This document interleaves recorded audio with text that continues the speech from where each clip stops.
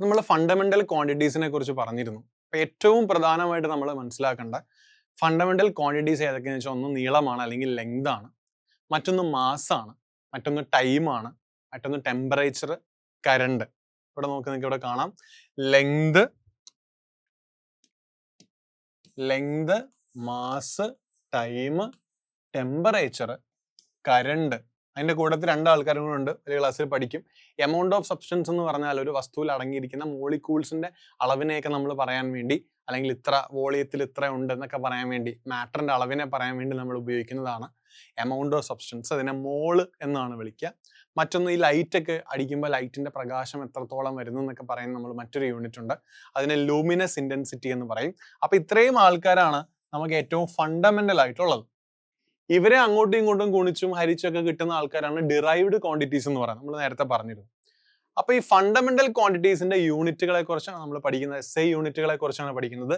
Length നമ്മൾ പഠിച്ചതാണ്, അത് മീറ്റർ ആണ്. മാസ് നമ്മൾ പഠിച്ചതാണ്, അത് കിലോഗ്രാം ആണ്. ടൈം നമ്മൾ പഠിച്ചതാണ്, അത് സെക്കൻഡ് ആണ്. ടെമ്പറേച്ചർ കെൽവിൻ എന്നാണ് പറയാ. ടെമ്പറേച്ചർ നമ്മൾ ഡിഗ്രി സെൽഷ്യസും ഫാരൻഹീറ്റും ഒക്കെ ഉപയോഗിക്കാറുണ്ട്, പക്ഷെ നമ്മൾ ഉപയോഗിക്കുന്നത് കെൽവിൻ എന്ന് പറഞ്ഞ യൂണിറ്റ് ആണ്. കറണ്ടിന് നമ്മൾ ആംപിയർ ആണ് ഉപയോഗിക്കുക. എമൗണ്ട് ഓഫ് സബ്സ്റ്റൻസിനെ മോള് എന്ന് വേണം പറയാൻ. ലൂമിനസ് ഇന്റൻസിറ്റിനെ കാൻഡല എന്നും പറയണം. ഇതാണ് ഇമ്പോർട്ടൻറ്റ് SI യൂണിറ്റ്സ് എന്ന് പറയുന്നത്. ഇവരെ ചേർത്ത് ഒരുമിപ്പിച്ചാണ് നമ്മൾ ഡിറൈവ്ഡ് യൂണിറ്റ്സിലേക്കൊക്കെ വരുന്നത്. ഡിറൈവ്ഡ് യൂണിറ്റ്സിലേക്ക് വരിക എന്ന് പറഞ്ഞാൽ ഒരു എക്സാമ്പിൾ നമുക്ക് പറയാം. ഒരു എക്സാമ്പിൾ ഏരിയ എന്ന് പറയാം. ഇപ്പൊ ഏരിയ എൻ്റെ കൂടെ നമുക്ക് ഏരിയയുടെ യൂണിറ്റ് ഒന്ന് കണ്ടുപിടിച്ചാലോ. സോ ഏരിയ എന്ന് പറഞ്ഞാൽ നമുക്കിപ്പോൾ സ്ക്വയറിന്റെ ഏരിയ ആണെങ്കിൽ ലെങ്ത് ഇൻറ്റു ബ്രെഡ്ത്ത് എന്ന് എഴുതാം. സ്ക്വയർ അല്ല, റെക്റ്റാങ്കിൾ എടുക്കുക. അപ്പൊ ഏരിയ നിങ്ങൾ മാത്സിൽ പഠിച്ചിട്ടുണ്ട്, ലെങ്ത് ഇൻറ്റു ബ്രെഡ്ത്ത് ആണ്. ലെങ്ത് എന്ന് പറഞ്ഞാൽ നീളമാണ്, അതുകൊണ്ട് ഞാൻ മീറ്റർ എന്ന് എഴുതി, യൂണിറ്റ് എഴുതി. ബ്രെഡ്ത്ത് എന്ന് പറഞ്ഞാൽ നീളം തന്നെയാണ്, അതുകൊണ്ടും ഞാൻ മീറ്റർ എന്ന് തന്നെ എഴുതി.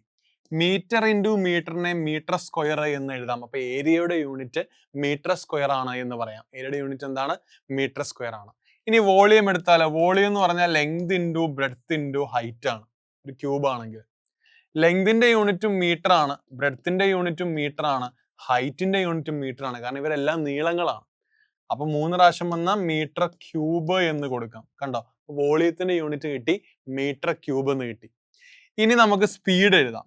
സ്പീഡ് എന്ന് പറയുന്നത് ദൂരം ബൈ സമയമാണ് അല്ലെ, ഡിസ്റ്റൻസ് ബൈ ടൈം ആണ്.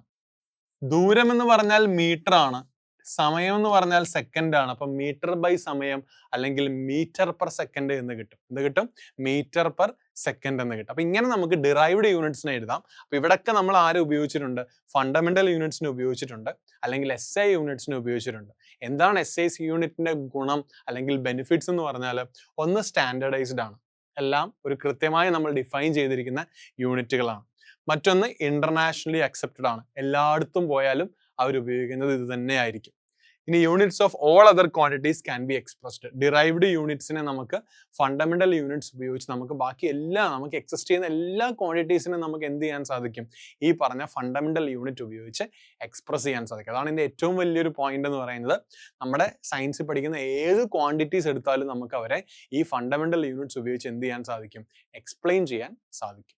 ഇത് നമ്മളോട് ചോദിക്കുന്ന ഒരു ചോദ്യമാണ്. നമുക്ക് SI യൂണിറ്റ്സ് ഏതൊക്കെയാണെന്ന് നമുക്ക് അറിയാം, അത് അറിഞ്ഞിരിക്കണം, ഇമ്പോർട്ടന്റ് ആണ്. ഇവിടെ നോക്കിയേ, identify the odd one in each group and explain common features of others എന്നാണ്. അത് ഇതിനകത്ത് ഒറ്റയായിട്ടുള്ള ആരാണ്, അതേപോലെ ബാക്കിയുള്ളവരുടെ പ്രോപ്പർട്ടി എന്തൊക്കെയാണെന്നാണ് അവർ ചോദിക്കുന്നത്. അപ്പൊ നമുക്ക് ഓരോന്നായിട്ട് വായിച്ചു നോക്കാം. ഒന്നാമത്തേതിൽ കിലോഗ്രാം, കിലോമീറ്റർ, സെക്കൻഡ്, മോള്. കിലോഗ്രാം എന്ന് പറയുമ്പോൾ മാസിന്റെ ആണ്, അത് SI യൂണിറ്റും കൂടെയാണ്. സെക്കൻഡ് എന്ന് പറയുന്നതും സമയമാണ്, പക്ഷെ അത് SI യൂണിറ്റ് ആണ്. മോൾ എന്ന് പറഞ്ഞാൽ എമൗണ്ട് ഓഫ് സബ്സ്റ്റൻസിന്റെ SI യൂണിറ്റ് ആണ്. പക്ഷെ കിലോമീറ്റർ SI യൂണിറ്റ് ആണോ? അല്ല. അപ്പൊ ഇവിടുത്തെ ഓഡ് വൺ ആരാന്ന് ചോദിച്ചാൽ കിലോമീറ്റർ ആണ്. All others are SI units എന്ന് വേണം പറയാൻ. All others are SI unit. Answer ഇവിടെ കിലോമീറ്റർ ആണ്, ഓഡ് വൺ എന്ന് പറയുന്നത്. ഇനി നമുക്ക് അടുത്ത് നോക്കാം. Time, area, mass, electric current. Okay, time ഓക്കെയാണ്, മാസ് ഓക്കെയാണ്, ഇലക്ട്രിക് കറണ്ട് ഓക്കെയാണ്. ഇവരെല്ലാം SI യൂണിറ്റ്സ് ആണ്. SI യൂണിറ്റ്സ് മാത്രമല്ല, ഫണ്ടമെന്റൽ യൂണിറ്റ്സ് എന്ന് വേണം പറയാൻ അല്ലെ.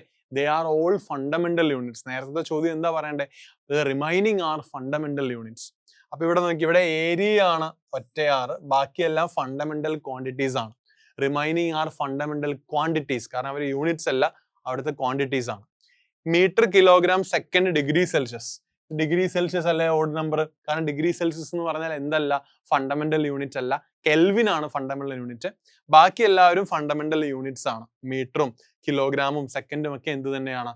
ഫണ്ടമെന്റൽ യൂണിറ്റ്സ് ആണ്. ഓക്കെ.